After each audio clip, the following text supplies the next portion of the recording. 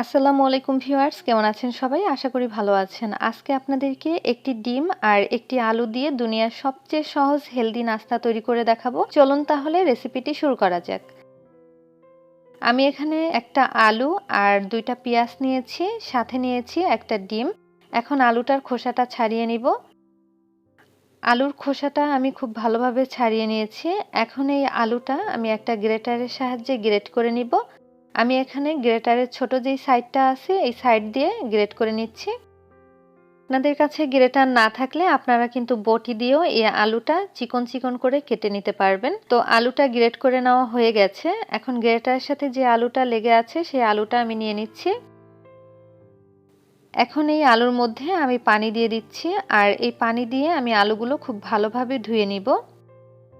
আলুগুলো খুব ভালোভাবে ধুয়ে নিতে হবে। এরপরে এই আলু থেকে পানিটা খুব ভালোভাবে চেপে ফেলে দিচ্ছি। খেয়াল রাখবেন আলুর গায়ে যেন কোনো পানি না থাকে। তো এখন আমি এই আলুটা একটা বাটিতে নিয়ে নিচ্ছি। এভাবে করে আলুর পানিটা খুব ভালোভাবে ঝরিয়ে নিতে হবে। তো আমি সবগুলো আলুর পানিটা খুব ভালোভাবে ঝরিয়ে নিয়েছি। এখন এর মধ্যে দিয়ে দিচ্ছি পেঁয়াজ কুচি। আমি এখানে 2টা পেঁয়াজ কুচি করে কেটে নিয়েছিলাম। দিয়ে দিচ্ছি হাফ টেবিল চামচ পরিমাণ কাঁচামরিচ কুচি, আর সামান্য একটু লবণ দিয়ে দিচ্ছি। লাল মরিচের গুঁড়া দিচ্ছি স্বাদ মতো। ধনিয়ার গুঁড়া দিয়ে দিব সামান্য পরিমাণ, আর দিয়ে দিচ্ছি গরম মশলার গুঁড়া সামান্য পরিমাণ। সাথে দিয়ে দিচ্ছি একটা ডিম।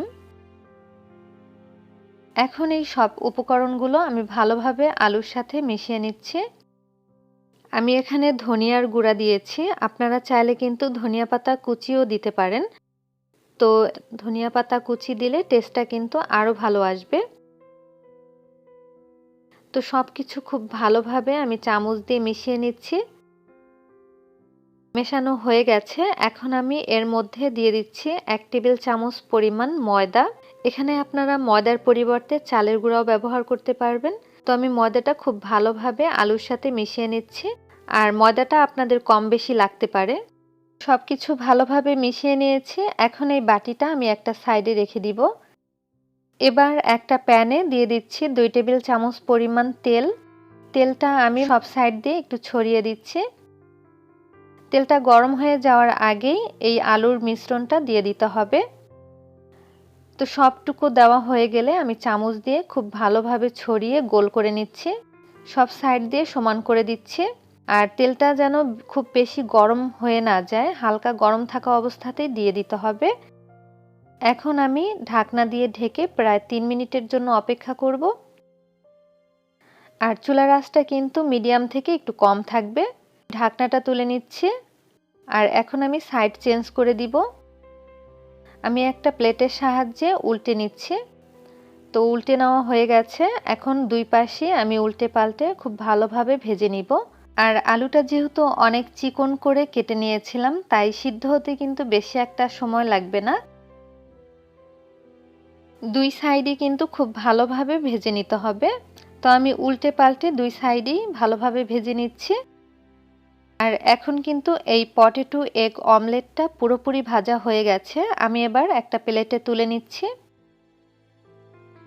এই পটেটো এগ অমলেটটা একটু ঠান্ডা হয়ে যাওয়ার পরে আমি একটা ছুরি দিয়ে কেটে নিচ্ছি। আর এই অমলেটটা বাচ্চারা খেতে কিন্তু ভীষণ পছন্দ করে। সকালের নাস্তায় আপনারা কিন্তু অল্প সময়ের মধ্যে এই হেলদি খাবারটা বানিয়ে নিতে পারেন। আশা করছি আজকের এই ভিডিওটি আপনাদের কাছে ভালো লেগেছে। ভালো লাগলে প্লিজ লাইক, কমেন্ট আর শেয়ার করতে ভুলবেন না।